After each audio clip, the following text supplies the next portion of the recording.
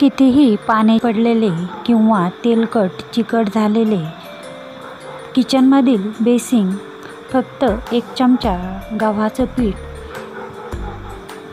आणि किचनमधील 2 वस्तूंनी कसे स्वच्छ काढायचे ते आपण बघू।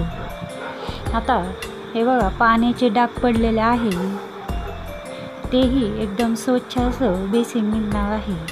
आता सगळ्यात आधी 1 चमचा गव्हाचं पीठ सगळ्या बेसिंगला या पद्धतीने लावून घेऊ।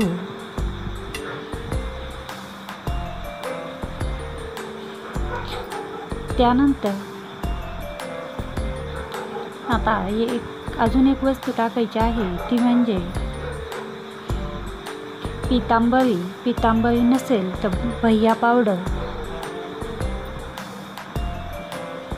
तीही गव्हाच्या पिठासारखी सगळीकडून लावून घेऊ। आता 1 लिंबू घ्यायचा आहे, त्या लिंबाने गव्हाचं पीठ व पितांबरी ती चोळून घ्यायची सगळ्या बेसिंगला।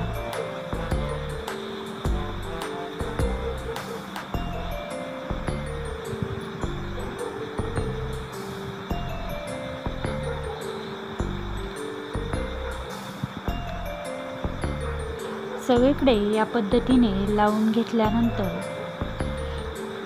हे बघा, फक्त लावत आहोत तेच किती बेसिंग चकाचक असं दिसत आहे।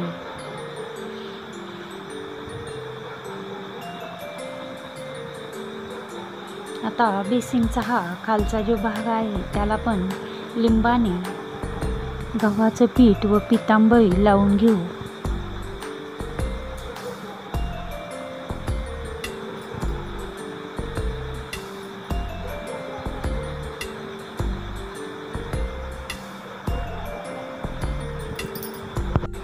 आता हे 5 मिनटं असंच ठेवून द्यायचं। तेवढ्या वेळेमध्ये पाण्याचे हे जे नळ आहे त्याला पण मी लिंबाने गव्हाचं पीठ आणि पितांबरी चोळून घेतली। नळही अगदी चकाचक असे निघतात। भांडे घासतो त्यावेळेस किचनची जी स्टाईल असते त्यालाही डाग पडले जातात। जिथे जिथं डाग आहे तिथेही हे लिंबू चोळून घेऊ। आता बेसिंगला हे सगळं चोळून 5 मिनिट झालेले आहे। पुन्हा एकदा जिथं जास्त डाग आहे तिथं पुन्हा एकदा मी हे लिंबू आणि गव्हाचं पीठ चोळलेलं आहे।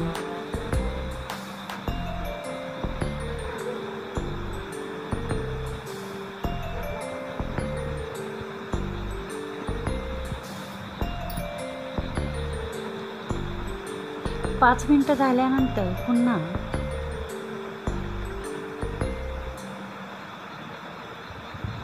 आता बेसिंगचा जो काळपटपणा आहे तो या पद्धतीने दिसत आहे। आता भांड्याची जी घासणी आहे त्या घासणीने पुन्हा या पद्धतीने बेसिंग चोळून घेऊ। 5 ते 6 दिवस सहज ही चकाकी टिकते। आता भांडे घासल्यानंतर पुन्हा बेसिंग तेलकट होते, पण फक्त साबणाचा हात चोळला तरीही बेसिंगला चकाकी येते।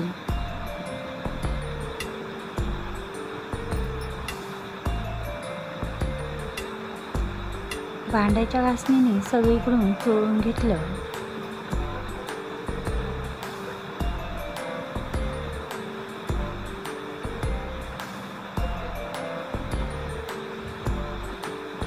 पाण्याने स्वच्छ असं बेसिंग धुवून काढू।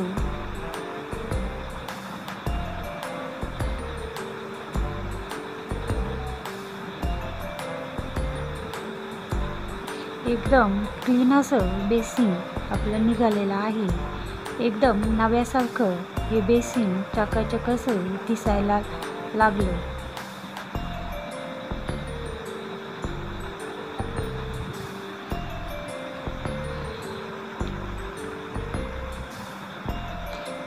पाण्याची ही जी जाळी आहे तीही एकदम चकाचक निघालेली आहे। फक्त गव्हाचं पीठ, लिंबू आणि पितांबरी, विश्वासच बसत नाही एवढंही चकाचक बेसिंग या 2 ते 3 वस्तूपासून निघालं।